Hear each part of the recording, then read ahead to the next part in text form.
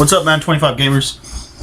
Today's video we're going to be discussing a shotgun and a bunch tight end mini scheme. Now this is going to go along with some other stuff we're going to be releasing later on this coming week, and we're going to kind of finish it up. This is kind of an all-day event to kind of prerequisite to what we're going to be doing in the off season, and this scheme is going to serve as kind of an introduction to some of the concepts we're going to discuss, and I think this is one of my best offenses that I've made as of yet, as far as attention to detail, as far as effectiveness long term, and things like that. So I want to give it out now.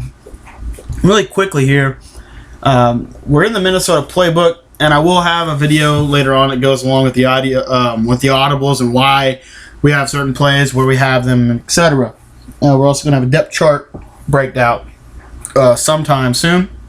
But with this package, but with this package here, you can typically just RB sub them in, and you'll be fine. But anyway, without further ado, I just want to give you the empty bunch today. I'm going to try to get some more videos up. We are going to get back to the four video a day.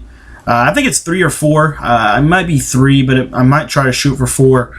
But we're going to get back to that intense schedule for the off season now that school's out and we have a little bit more time to devote to the game. But today's video is going to simply discuss the bunch tight end, and so I'm just going to RB sub my team in here because it is pretty simple, and I want to talk about a couple things when I do this. So this right slot receiver needs to be a speedy guy. For the Bengals, you can use a Hawkins, you can use Tate, you could even use Pierman there, but I like Hawkins the best out of all the 3 options. The far left or the far right receiver needs to be your best catch in traffic guy. So for the Bengals, of course, you've got AJ Green. This left slot receiver, really not a whole lot of. This is just kind of your best second receiver. So for the Bengals, we got Marvin Jones there, but for like the Cowboys, that would be Miles Austin, etc. Tight end, just your best tight end, best catching tight end. Your running back needs to be your best pass receiving running back in terms of speed and catching. So, for example, the Buccaneers here, this guy Burkhead is really a good catching back, but we're not going to play him because he doesn't have the speed that Bernard has. So that's kind of the trade-off. And I would say catching before speed, but in that specific case, I do go Bernard. You just want to make sure they don't drop the ball. They're going to be making a lot of catches here in this offense. All right, so the base play for this offense is the divide wheels, which you want to come out in every time. And but it's not actually the main play we're going to be running. I just like to come out in it every single time because it provides me a couple quick options here. But the base play, the first play I want to go over, the foundation. We gave out the bunch out the other day, so you can check that video out. But today we're going to be talking about the Z spot, and why we like the Z spot is mainly because of that route to AJ Green, but also a couple of other things we want to do with this play. So the following adjustments is what we want to do. We want to put our R1 or the running back on an in route. Okay, then we want to bring Hawkins over, and we want to put him on a smart routed in route, a smart routed out route, a curl, or you could also do this. You could put the running back on a smart routed in route and then put Hawkins on a zig. There's several things we can do with this. As far as what I've found most successful is the smart routed in route to Hawkins. Okay. Now your first read on this every single time is that corner route on the left side. If that corner route does not get pressed, you're pass leading it down into the outside. So snap, doesn't get pressed, pass lead down outside every single time, and it's a quick read. It's a very quick developing corner route. I think it might be one of the quicker developing corner routes in the game. Now let's show you what happens. Let's see if let's say for example, they maybe shade him outside. So let's see what happens to this. So they shade him outside, and you see that pass lead still can kind of get in, but it's not a good look.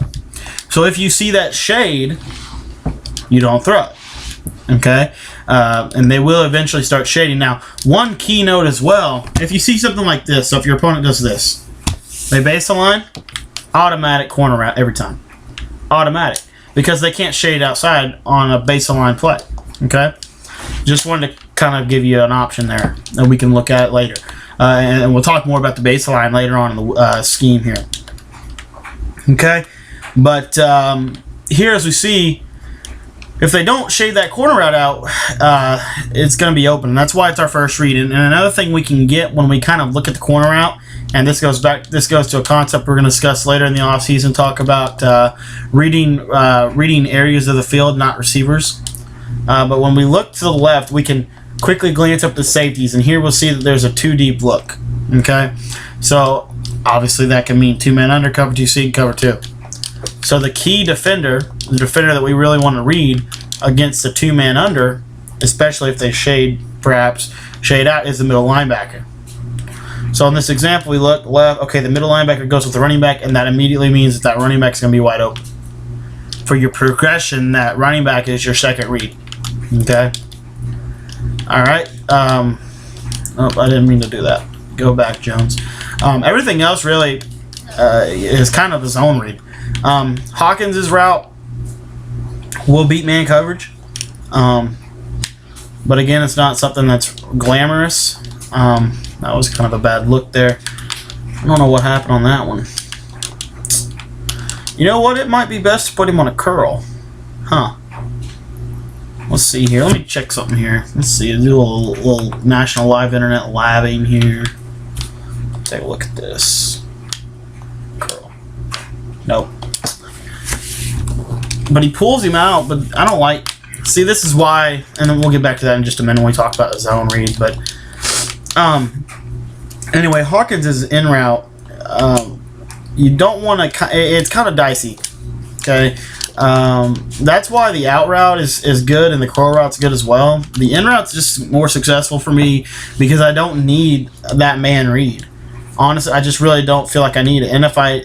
You really only need, in my opinion, and especially if you're running a base play, you only need 1 or 2 routes to beat man because they're going to have to use the left, and that beats man. And then they're going to have to also use the middle linebacker because that route beats man. So it does require the limit, but again, and I'll just go ahead and say it, if you want to beat man coverage, put Hawkins on an out route or a curl. I think the curl is the most consistent and the best between the two of those options. But I don't think it's better than the in route for the zone purpose. And we'll get back to that in just a minute. And then our last read in terms of our progression reads is going to be AJ Green over the middle. Pass it down the inside, click on, make a catch. Very simple. We've been doing this all season long. If you guys have followed MaddenTips.com, a lot of stuff on Z-Spot. A lot of stuff. Real quick on the spot route, if you throw it right when he curls back, it is going to be effective against man. But again, you shouldn't have to hit that route against man. And that's just kind of like, that's what I've been working on. I've been working more on zone concept and having a couple routes to be man. Not every single route having to be man. Okay? So now let's switch it up. Let's go to like a cover 2. Okay? So we look to our corner route and we see that the corner route is not going to beat the cover 2. Okay, I just wanted to throw it just to kind of get it out there and say, okay, if they're, and that's why we look. That's why you always read. You don't just assume that something's going to be open. You have to actually look to the area. So when we're looking to the left, we see, okay, 2 high safeties, and that corner route's covered, but now you see that the spot route is opened up. Now, why is it that the spot route is opened up instead of, say, maybe the in route or the deep in or the underneath in route against cover 2?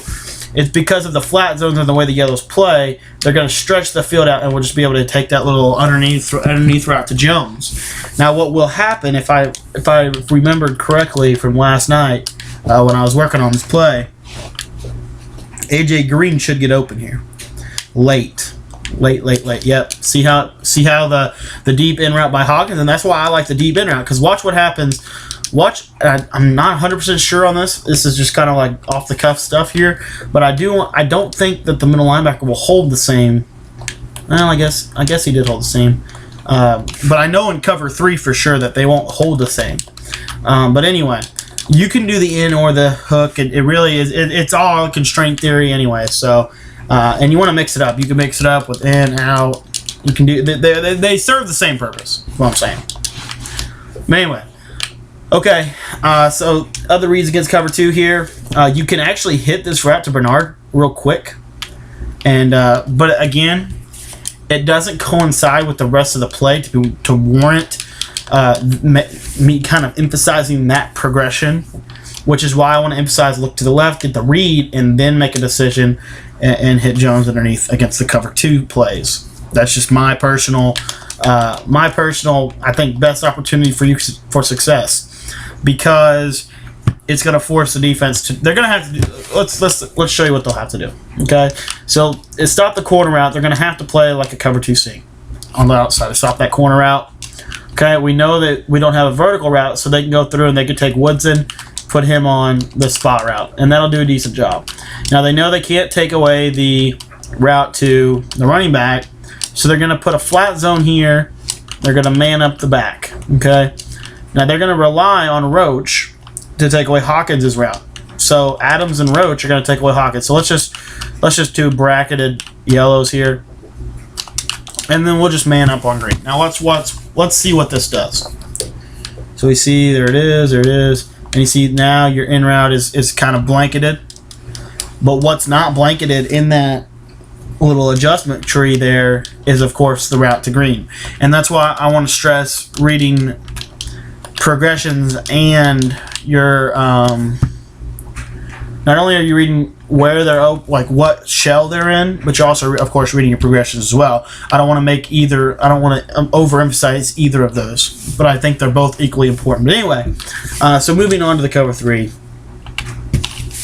Okay, so we got the cover 3, and we're going to look to the left, and it should be covered. Okay, it's covered. Okay, the spot route's covered. Now that's what I want to note here. Now, I took a sack on there because I want you guys to get this. This is kind of important.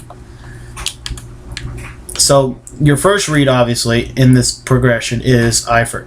It's always this corner route. If they're in man, throw it. 9 times out of 10 will be successful, especially if you quick hike this play, meaning you don't give them time to shade. But anywho, if we watch this, you see that flat route's in the. He's going to take away the corner. I'll just note that he is. Okay, so you move on to your second read, and you know it's cover 3. Okay, so you move to your second progression. The in route, you see how that middle linebacker kind of covers that in route? It's not really a good look, and then you have the flat coming down to get a hit stick. So you don't want to throw that. Okay, so what about the spot route? Well, the middle linebacker can now jump back on it because of the cover 3 shell. But what the middle linebacker can't do, and this is why I recommend the in route over the curl route, is watch this back. He's going to come in behind it. And now with a pass lead up to Hawkins, we should be able to get that in there. So real quickly, let's run through that real quick. Okay, so we bring him in, and we should be able to squeeze in this in route to Hawkins. You see that? See how it cuts across? And the key is that middle linebacker is going to get collapsed down. Now, another thing, obviously, you could do if you have enough time in the pocket is just hit AJ Green deep. Okay, and that's just kind of a always there kind of thing. But you see that right there? That's an exactly perfect example. What happens is, and this is why it's pocket presence, you want to look to your quick stuff and then go to your delayed. But watch. So and this is somewhat of level. I don't know if it's necessarily a levels concept. I mean, it is a vertical stretch of the defense. But again, anyway, I don't know exactly what I would call this. I think that's called inverted levels. But anyway, you see how he holds on the spot route, and that's going to open up that window. Okay, and that's why the in route's important. Now let me show you real quick what happens with the curl route. And the reason I'm kind of so emphasizing this is because I want you guys to be able to use this play long term, and I don't want it to just be one, against one defense. You can run this play the majority of the game because of how effective it is and how simple it is too. So anyway, let's take a look at the curl route. Let's take a look at what happens. So we go through our progression, left. We look to hit the curl. You see that there's a guy right there. Now you can pass lead it down and you can play that game, but Hawkins' catching traffic's not good enough, in my opinion, to warrant you wanting to do that. And really versus getting that man read, because against man, I'm being honest, the defense will play that in route better, but zone is where the in route comes into play. Now also, you always have this route to green. You always have that. So just note that the defense is going to know that. The defense is going to be looking. They're going to say, okay, so we know what he does is he goes through and he has all these underneath reads, and then he has that backbreaker route to green. So what we're going to do to take all this away, and this is the key here, because of that corner route, because they have to leave that deep blue for the corner, because if not, you could pass it up. Let's just show you what happens. So they're going to get crazy, and they're going to man him up here, and they're going to drop a yellow right in here to take away the route to Hawkins, the 3 yellows. Okay, so watch what happens. You're able to just pass lead up that corner route. That's why it's the first read. You're getting the shell. If there's nobody deep, and this is even for, I wish I had a cover. Let's just blitz these guys. So even for like a cover 0 blitz, and this is just kind of wanting to illustrate this point. You see how that's there? You see how that's there? That's very important because it forces them to put that deep blue zone on that side of the field. Now, with that in mind, now we're able to use all these routes because there's nothing they can do. It really is difficult to stop this play. You know what they would have to do is they have to leave this deep blue. Or what I guess they could do is they could say, okay, we're going to press the corner route. The spot route will get covered by man coverage. We're going to have to drop a lineman on the back, drop a spy. This route's going to be covered, and so now they'll use that route. But let's see if we can just beat this defense. Let's just see. And you see that back is wide open. And another thing, and let's just be real, is they're going to use that route to green because they don't want to get beat deep. They're going to use that route to green. Absolutely going to use that route. So then what we're going to have is something like this. So they know there's no out route, so they're going to put a curl here. They're going to have this guy in the back end, and they're going to say, okay, you're not throwing to A.J. Green. Now, I'm going to illustrate this by using the cushion coverage technique. Okay? Now, watch what happens. They're going back with Green. Now, look who's wide open underneath. Bernard. You see how there's nothing that they could do to stop this route combination without making the trillion of adjustments. And if they do make all those right adjustments, the scramble with Josh Johnson will be there. This is truly a power play in the game, and it's one of the most simple plays in the game. But that quick throw of the corner route, even though we don't like corner routes necessarily all the time for beating man-to-man coverage, the purpose that this corner route serves is when we see that they take the safety away. So they're going to take the safety away here. Watch this. They take the safety away, bomb, over top.